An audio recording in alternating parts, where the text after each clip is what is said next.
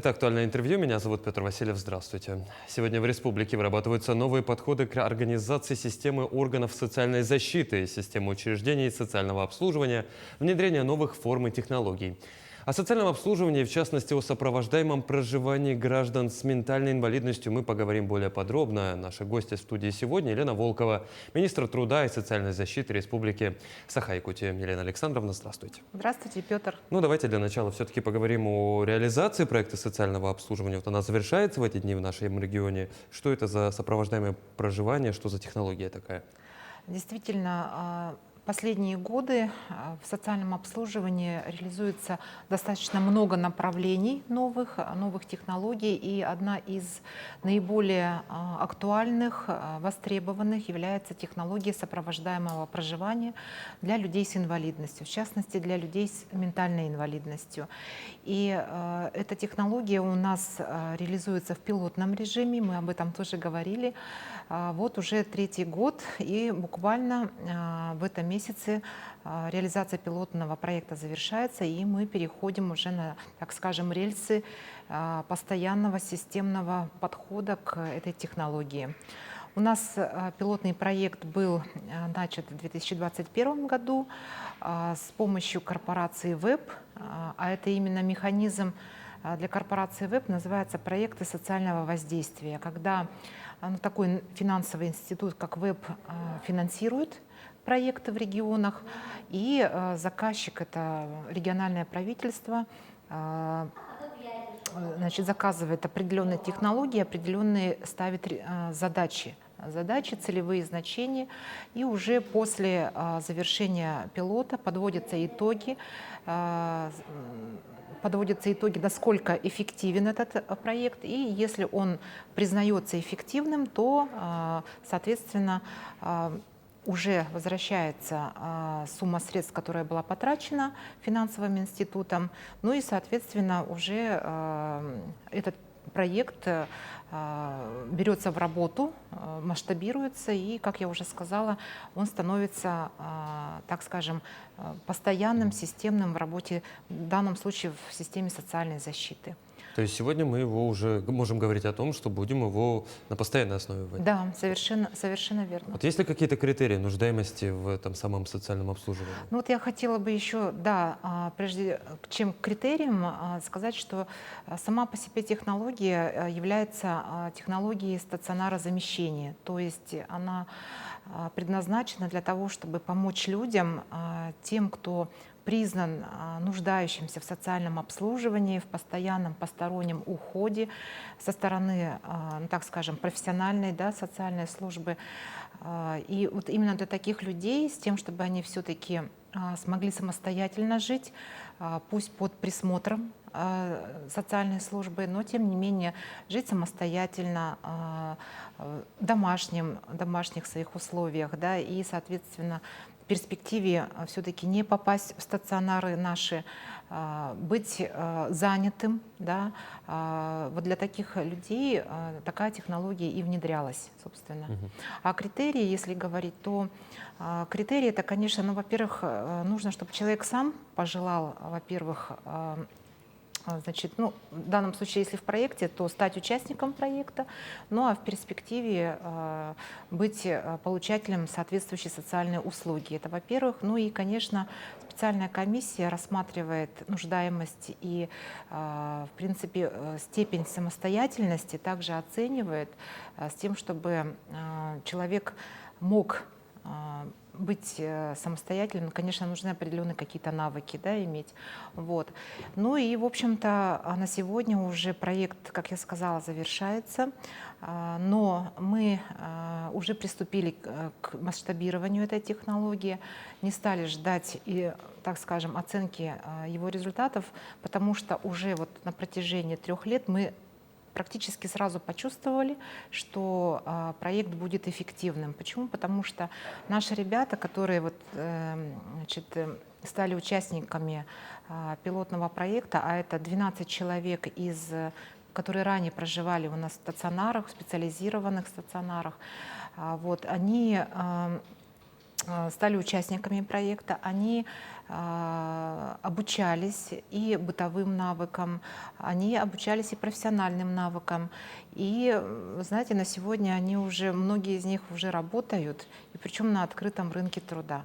Вот, поэтому мы приступили к масштабированию уже как год назад, и на базе наших учреждений социального обслуживания также уже открыли отделение.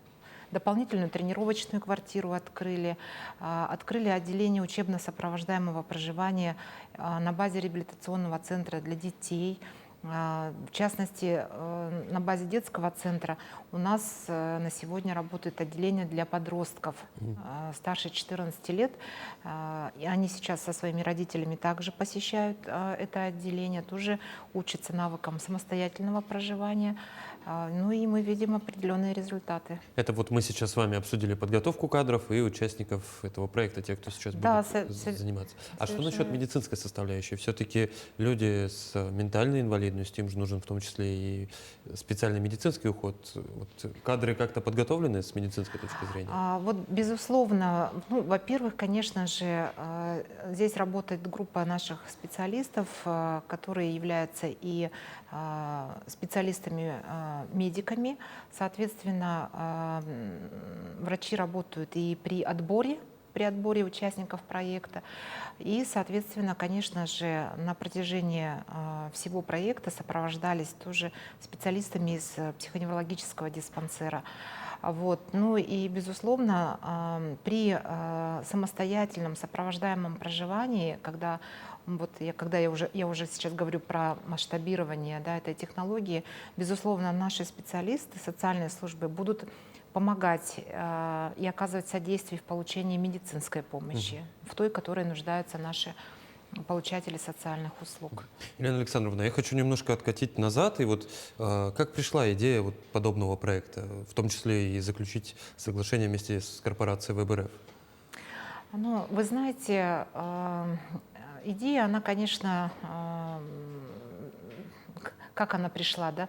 Мы видели на практике, что стационарные организации психоневрологического профиля попадают люди, которые нуждаются в действительности в помощи, в посторонней поддержке, но мы также и видели, что эти люди, с другой стороны, вполне могут быть самостоятельными. И не обязательно их размещать в доме-интернат. Нужно лишь создать условия для того, чтобы такая поддержка оказывалась в постоянной такой, так скажем, повседневной жизни. Да. Здесь необходимо создание дополнительных служб. Это нам необходимо, чтобы у нас появились специалисты обученные. Да. Это, понятно, определенная технология. Если говорить о законодательстве, да, то мы очень рады, что вот пока у нас реализовывался проект, технология сопровождаемого проживания теперь стала, значит, обязательной с 2023 года. Соответствующий федеральный закон о социальной защите инвалидов введено такое понятие, то есть есть уже специальное понятие законодательно отрегулированное как сопровождаемое проживание. Вот. На сегодня это федеральный закон, и в проекте находится постановление правительства Российской Федерации, которое определяет стандарты, то есть это вот непосредственно набор, какой будет набор услуг, да, каким образом будет предоставляться та или иная помощь, периодичность предоставления. Ну и вот мы ждем, ну, впрочем, как и другие регионы, что этот порядок будет в ближайшее время принят, который, конечно, нам позволит уже, так скажем, создавать такие структуры, полностью соответствующие требованиям, установленным в целом по стране. Да? Так на сегодня социальные службы, не дожидаясь принятия закона, в пилотном режиме каждый, значит, опробировал свою модель. Да, свою модель. Это могут быть и тренировочные квартиры, это могут быть учебно-тренировочные такие отделения. Ну а мы, конечно же, хотим, чтобы у нас появился целый комплекс, так скажем, направлений, который поможет людям с одной стороны, обучаться, да, в определенных условиях, уже на конце, так скажем, проекта смогут выходить на самостоятельную жизнь в своих собственных квартирах под сопровождением социального работника. Елена Александровна, вы вот сегодня несколько раз упомянули термин «тренировочная квартира». Мне очень интересно, это, насколько я понимаю, это такой, ну, полигон, мини-версия полигона, тренировочный, так скажем, где можно отрабатывать навыки. Да, это, как правило, тренировочные квартиры, это, как правило, жилые помещения, то есть они оборудованы полностью как жилое помещение, то есть это спальня, да, это, конечно же, санузлы, да, это общие, значит, комнаты для отдыха, это кухни, да, то есть это полностью оборудованные жилые помещения, где человек обучается навыкам самостоятельной жизни. Вот. И, соответственно, у нас такая тренировочная квартира также дополнительная появилась у нас на базе Республиканского комплексного центра соцобслуживания населения. Вот. А вообще, в принципе, сам проект реализовывался у нас в доме на Федора Попова в городе Якутске. И там у нас сейчас с учетом новой тренировочной квартиры 3 этажа целого здания как раз-таки специализированы под эту технологию. Но это не может не радовать, это же вот буквально отработка практических навыков, как она есть. Да, Елена конечно. Александровна, хочу спросить в заключение. Вот, безусловно, вы упомянули о том, что проект был пилотным, сейчас он будет масштабироваться уже на регулярную основу. Какие еще планы? Также мы сегодня готовим некоторые помещения. С прошлого года проводим ремонтные работы. У нас на базе стационарных организаций и комплексных центров социальной защиты есть определенные помещения, которые мы также решили переформатировать под, во-первых, учебно-тренировочные, значит, помещения, там, где могут люди получать вот эти вот навыки самостоятельной жизни. И также мы сейчас готовим помещения жилые и непосредственно под размещение наших ментальных инвалидов, которые уже будут самостоятельно проживать под сопровождением нашей социальной службы. Ну, я уверен, что и эта программа, и многие программы Минтруда дальнейшие найдут свое применение и дадут свои плоды. Елена Александровна, спасибо, что пришли к нам в студию, ответили на наши вопросы. Спасибо большое. Ну а я напомню, это было актуальное интервью. До новых встреч.